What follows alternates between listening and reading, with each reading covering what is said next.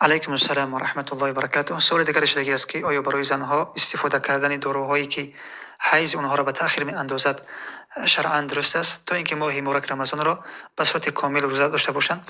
بارک الله فیکم. چون که فقها در رابطه ذکر کرده هستند، بله شرعاً هیچ اشکال ندارد استفاده کردن از همچین داروها زمان جایز نیست اینکه برای انسان ضرر داشته باشد.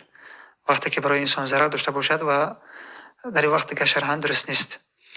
و اما زنان مسلمان از همچین داروها از استفاده کردنشان دوری بکنن اول و بهتر است، زیرا این حیض یک چیز طبیعی است برای زنها که از خودش فایده ها دارد و بسیار ضررها را دور میکند. از این خاطر وقتی که انسان یک چیز را استفاده میکند که خلاف همون چیزی طبیعی انسان است، برایش که ضرر را به وجود می آورد. از این خاطر از این چیزا دوری بکنه. اما کسی که اگر استفاده کرد شرعاً وقتی که براش ضرر نباشد باقی نیست. بارک الله فیکم.